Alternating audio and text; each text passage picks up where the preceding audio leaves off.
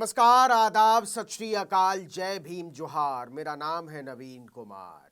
अब की बार 400 पार प्रधानमंत्री ने नारा दिया था और जो लोकसभा का चुनाव होना है 2024 का, उसमें भाजपा की जो उम्मीदवारी होनी है उसमें से लगभग आधी सीटों पर उम्मीदवारी तय हो चुकी है। प्रधानमंत्री नरेंद्र मोदी, रक्षा मंत्री राजनाथ सिंह और गृह मंत्री अमित शाह समेत 195 सीटों पर भाजपा के उम्मीदवारों का नाम सामने आ चुका है और बहुत सोच समझकर अपनी सोशल इंजीनियरिंग जो करती रही है भारतीय जनता पार्टी, उसके तहत टिकट बांटे हैं। बहुत चालाकी से आप कह सकते हैं या बहुत सूझबूझ के साथ। आप देखिए कि इसमें जो 195 लोगों की लिस्ट है उसमें बड़े बड़े चेहरों को टिकट दिया गया है और बहुत सारे ऐसे लोगों को टिकट दिया गया है जिनके नाम पर बहुत सारे सवाल थे कि उनका पार्टी क्या इस्तेमाल करेगी।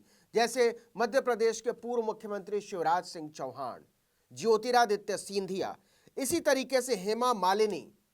बहुत शक था कि पता नहीं मथुरा से उनको दोबारा उतारा जाएगा कि नहीं उतारा जाएगा, लेकिन उनको टिकट दिया गया है। इसी तरीके से स्मृति ईरानी अमेठी से, मनसुख मांडविया पोरबंदर से और इसी तरीके से अमित शाह गांधीनगर से। आजमगढ़ से जो सीट तय हुई है वो चौंकाने वाली है, क्योंकि दिनेश लाल निरहुआ को फिर से टिकट दिया गया है जीत के बाद। आपको पता ही है कि समाजवादी पार्टी ने वहां जो है शिवपाल यादव को पहले से ही उतारने का ऐलान कर रखा है और शिवपाल यादव एक बहुत ही दमदार, बहुत ही मजबूत उम्मीदवार है। ऐसे में दिनेश लाल निरहुआ का जो सिनेमाई जलवा है वो कितना काम करेगा, ये आने वाले दिनों में बहुत दिलचस्प सवाल बना रहेगा।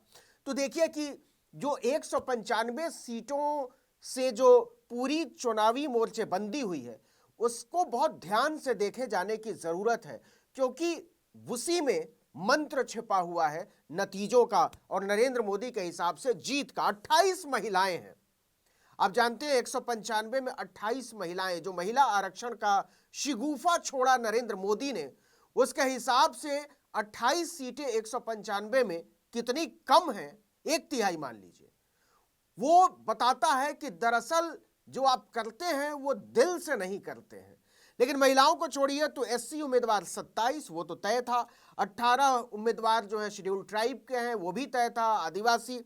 लेकिन जो बड़ी बात है, जो बिहार की जातीय जनगणना है उसका जो दबाव है वो साफ दिखाई देता है भारतीय जनता पार्टी के टिकट बंटवारे में। 57 पूरे 57 जो है वो ओबीसी के उम्मीदवार हैं। तो अगर 195 के हिसाब से 57 को माने तो लगभग 30% उम्मीदवार ओबीसी हैं भारतीय जनता पार्टी के 195 में से। 27% का रिजर्वेशन ओबीसी को मिलता है, तो जो रिजर्वेशन का आंकड़ा है ओबीसी का, उससे ज्यादा उम्मीदवारी भारतीय जनता पार्टी ने ओबीसी के उम्मीदवारों को दी है। और ये विरोधी दलों के लिए बहुत चुनौतीपूर्ण बात होगी, खासकर वो लोग जो कि बहुजन राजनीति करते हैं, जैसे मायावती, जैसे अखिलेश यादव, जैसे तेजस्वी यादव। इन लोगों के लिए बहुत बड़ी चुनौती खड़ी हो गई है, क्योंकि ओबीसी की राजनीति करने वाली पार्टियां जो हैं वो भारतीय जनता पार्टी को एक सांप्रदायिक पार्टी के तौर पर देखती हैं। लेकिन जो बड़ा सवाल है कि क्या भारतीय जनता पार्टी ने सांप्रदायिक होने का, मुस्लिम विरोधी होने का, अल्पसंख्यक विरोधी होने का धब्बा मिटा दिया है? क्या प्रधानमंत्री नरेंद्र मोदी एक उदार चेहरा, ज्यादा उदार चेहरा पेश कर पाने में कामयाब हुए हैं? उनका जो नारा है सबका साथ, सबका विकास और सबका विश्वास, क्या टिकट बंटवारे में भी झलकता है?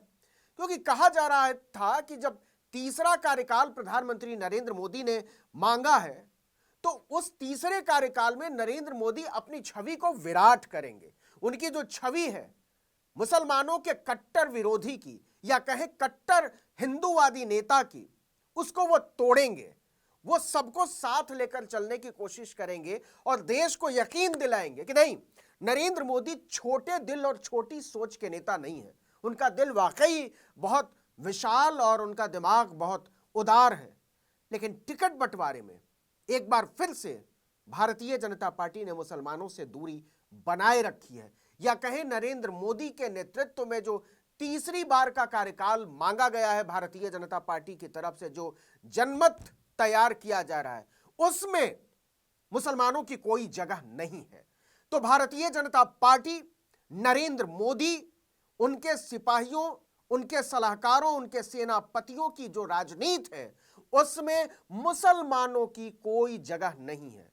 तो भारत के प्रधानमंत्री नरेंद्र मोदी ये नारे भले उछाले कि वो 140 करोड़ के देश के नेता हैं, नहीं, ऐसा नहीं है।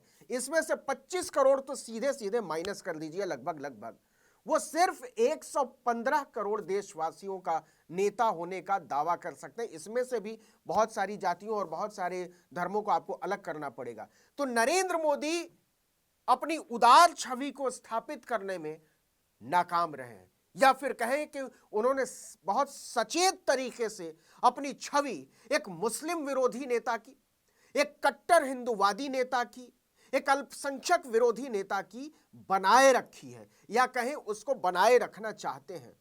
तो बहुत सारे लोगों को इस टिकट बंटवारे से बहुत कुछ समझने को मिलेगा, क्योंकि राजनीतिक विश्लेषक कह रहे थे कि तीसरे कार्यकाल में निश्चित तौर पर नरेंद्र मोदी एक विराट छवि सामने रखेंगे। आप मानकर चलिए कि यह नरेंद्र मोदी का आखिरी कार्यकाल होगा, तो आखिरी कार्यकाल में वो नेहरू की उदारता के आसपास जाने की कोशिश करेंगे। लेकिन क्या केवल नेहरू के कार्यकाल की बराबरी कर लेने से कोई नेहरू के कद की बराबरी कर सकता है क्या? यह सवाल सबके सामने है। तो प्रधानमंत्री नरेंद्र मोदी यह दावा नहीं कर सकते कि उन्होंने इस देश के मुसलमानों की जो आबादी है उसको प्रतिनिधित्व देने के लिए कुछ किया। नहीं, नरेंद्र मोदी को हमेशा एक मुस्लिम विरोधी नेता के तौर पर याद किया जाएगा, एक कट्टर हिंदूवादी नेता के तौर पर याद किया जाएगा, जिसने राजनीतिक प्रतिनिधित्व में इस देश की 25 करोड़ आबादी को सचेत तरीके से हिस्सा नहीं लेने दिया। मैं जीत की बात नहीं कर रहा हूं, मैं संसद में आने की बात नहीं कर रहा हूं, मैं चुनाव लड़ने की बात कर रहा हूं। आप जब टिकट ही नहीं देंगे तो कोई संसद तक पहुंचेगा कैसे? तो नरेंद्र मोदी एक ऐसे नेता के तौर पर एक बार फिर से अपनी छवि बनाए रखने में कामयाब हुए, या कहिए कि जानबूझकर उन्होंने ऐसी छवि गढ़ी है कि वो इस देश के मुसलमानों का प्रतिनिधित्व संसद में नहीं होने देंगे। उन्होंने इस बात को इंश्योर किया है कि इस देश के मुसलमानों का कोई नुमाइंदा भारतीय जनता पार्टी की तरफ से भारत की संसद में आवाज उठाने की गुस्ताखी नहीं करे। तो आप ये कह सकते हैं कि प्रधानमंत्री नरेंद्र मोदी ने मुसलमानों की लोकतांत्रिक आवाज को संसद में उठने से रोके रखने की एक सचेत कोशिश की है। तो आप कह सकते हैं कि नरेंद्र मोदी का दिल छोटा है, उनका दिमाग संकुचित है और उनकी सोच उससे भी ज्यादा सिकुड़ी हुई है। पूरी दुनिया में जो नेताओं, जो विश्व नेता कहता है टेलीविजन मीडिया प्रधानमंत्री नरेंद्र मोदी को, उनकी छवि इस तरीके से बनाने की कोशिश करता है, लेकिन क्या विश्व नेता अपने देश के 25 करोड़ लोगों को, कोई भी विश्व नेता प्रतिनिधित्व से दूर रखने की गुस्ताखी भी कर सकता है, सोच भी सकता है इसके बारे में? लेकिन नरेंद्र मोदी न केवल मुसलमानों के खिलाफ सोचते हैं बल्कि मुसलमानों को संसद में आने से रोकते हैं। तो नरेंद्र मोदी की जो मसीहाई छवि है वो इस टिकट बंटवारे में एक बार फिर से धूल धूसरित हुई है। हो सकता है वो 400 सीटें जीत जाएं, हो सकता है वो 400 से भी ज्यादा सीटें जीत जाएं, लेकिन इतिहास उन्हें एक छोटे नेता के तौर पर याद करेगा, उन्हें एक छोटी सोच के नेता के तौर पर याद करेगा। एक ऐसा नेता जो पूरे भारत को साथ लेकर चलने के बारे में सोचता तक नहीं था, चलने के बारे में तो छोड़ दीजिए, साथ लेकर चलने के बारे में सोचता तक नहीं था। और न केवल सोचता नहीं था बल्कि उसको प्रतिनिधित्व से दूर रखने के लिए जो कुछ भी अपने बूते वो कर सकता था उसने किया। तो ये जो टिकट बंटवारा है 195 सीटों पर, इसमें महिलाओं की भागीदारी का ढोल चाहे जितना पीटे भारतीय जनता पार्टी, दलितों की भागीदारी उसका दावा नहीं कर सकती भारतीय जनता पार्टी, क्योंकि केवल सुरक्षित सीटों पर उसने दलितों को उतारा। इसी तरीके से आदिवासियों की भागीदारी का भी दावा नहीं कर सकती प्रतिनिधित्व देने का।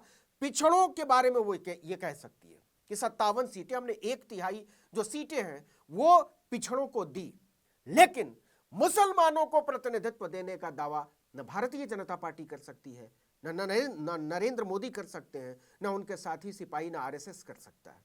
तो क्या एक बार फिर से नरेंद्र मोदी इस तरीके के नेता के तौर पर, हालांकि अभी 195 सीटों पर ही ऐलान हुआ है और लगभग इतनी ही सीटें भारतीय जनता पार्टी के हिस्से में और आएंगी या इससे 10-20 सीटें ज्यादा हो सकता है कि उसमें कुछ मुसलमानों को टिकट दिया जाए। हालांकि कश्मीर में मजबूरी है भारतीय जनता पार्टी की कि वहां मुसलमानों को टिकट दे।